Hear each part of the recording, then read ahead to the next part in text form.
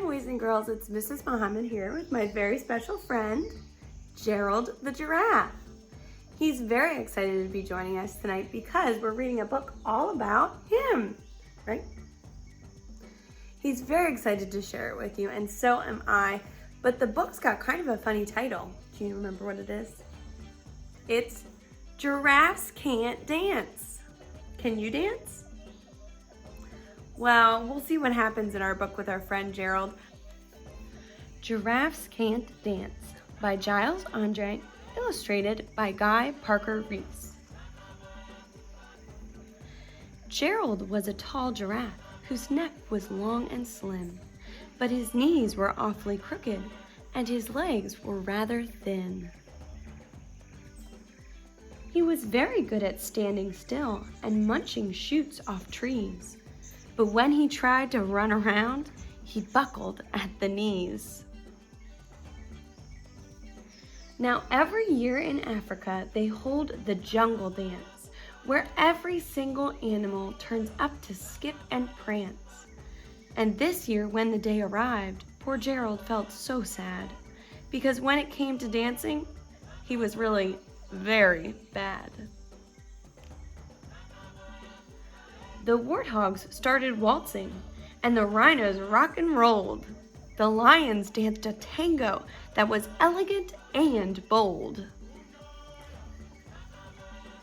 The chimps all did a cha-cha with a very Latin feel, and 8 baboons then teamed up for a splendid Scottish reel. Gerald swallowed bravely as he walked toward the floor. But the lions saw him coming, and they soon began to roar. "Hey, look at clumsy Gerald!" the animals all sneered. "Giraffes can't dance, you silly fool! Oh, Gerald, you're so weird!" Gerald simply froze up. He was rooted to the spot. "They're right," he thought. "I'm useless. Oh, I feel like such a clot." So he crept off from the dance floor, and he started walking home. He'd never felt so sad before, so sad and so alone. Then he found a little clearing and he looked up at the sky. "The moon can be so beautiful," he whispered with a sigh. "Excuse me," coughed a cricket who'd seen Gerald earlier on, "but sometimes when you're different, you just need a different song." "Listen to the swaying grass and listen to the trees. To me, the sweetest music is those branches in the breeze. So imagine that the lovely moon is playing just for you. Everything makes music if you really want it to." With that, the cricket smiled and picked up his violin. Then Gerald felt his body do the most amazing thing. His hooves had started shuffling, making circles on the ground. His neck was gently swaying and his tail was swishing round. He threw his legs out sideways and he swung them everywhere. Then he did a backwards somersault and leapt up in the air. Gerald felt so wonderful. His mouth was open wide.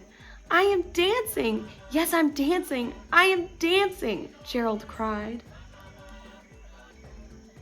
Then one by one, each animal who'd been there at the dance arrived while Gerald boogied on and watched him quite entranced. They shouted, "It's a miracle! We must be in a dream! Gerald's the best dancer that we've ever seen!" "How did you learn to dance like that? Please, Gerald, tell us how." But Gerald simply twirled around and finished with a bow. Then he raised his head and looked up at the moon and the stars above. "We all can dance," he said, "when we find music that we love." Wow, Gerald, it looks like you're a great dancer after all. Well, be sure to stick around for Mrs. S. She's going to be teaching you how to draw your very own Gerald, right? So grab your paper and pencil or whatever you want to draw with, and we'll see you in a little. Bye!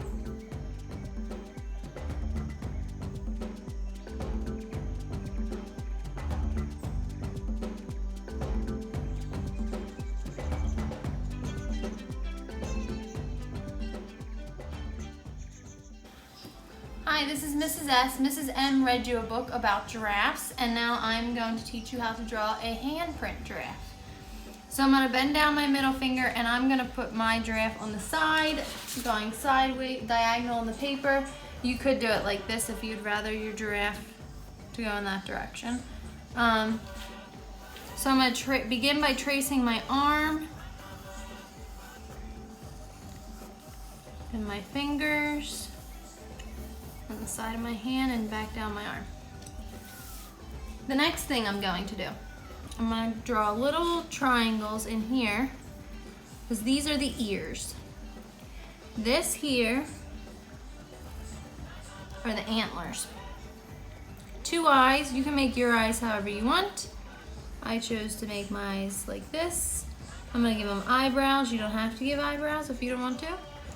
And I always put that little glare on the eye, so that's why I did that little glare. Then, down here, this is the mouth of the giraffe. And you need a nose. And then, of course, your giraffe's gonna have little spots. And you can make your spots however you like your spots. I'm going to do my giraffe the traditional colors. If you want to do yours wacky colors, that would be creative if you prefer that.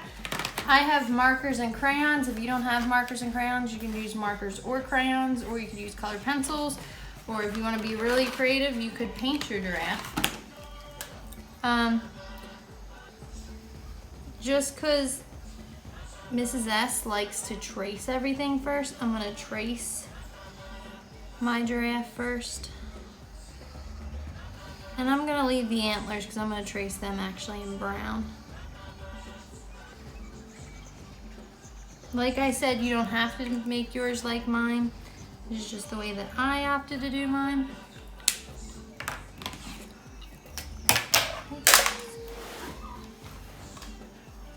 Flip in the marker.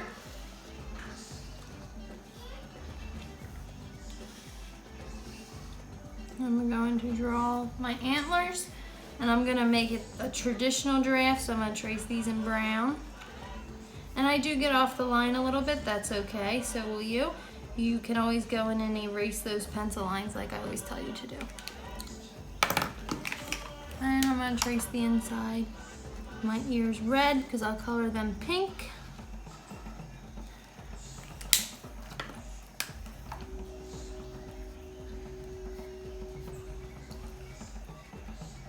My eyebrows, trace them in black. And then my eye, I could pick a color if I wanted to. Maybe I want blue eyes for mine. I'll make a blue-eyed giraffe. Now remember, you still have a white of an eye, so you shouldn't color the whole eye blue.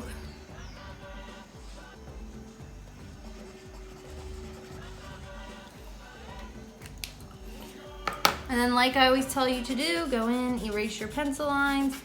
If you have a fancier eraser at home that's not the back of a pencil, you could use that. If you have to use the back of a pencil like me, that's fine.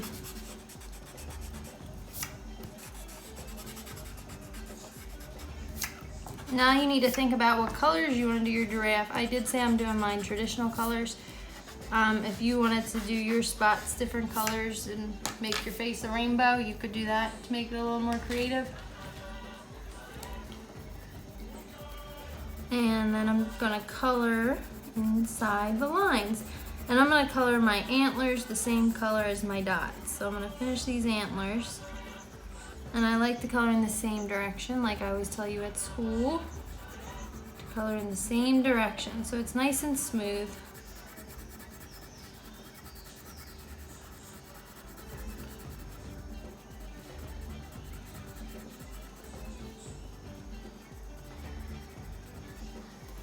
And I have to color my dots, like I said. And then I'm gonna, after I get done with these dots, I'm gonna get the pink and color the ears, the inside of the ears.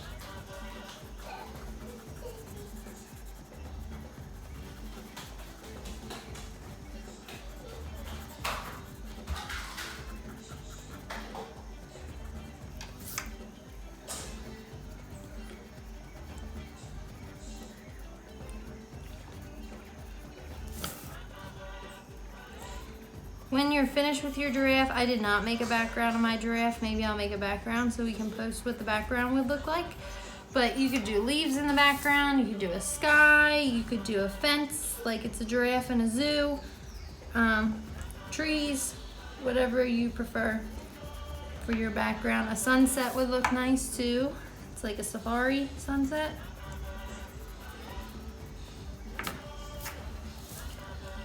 And then I need to get my pink.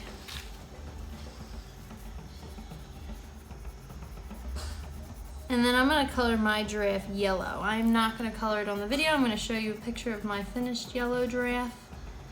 And then I will post a picture later of the background. Thank you for watching.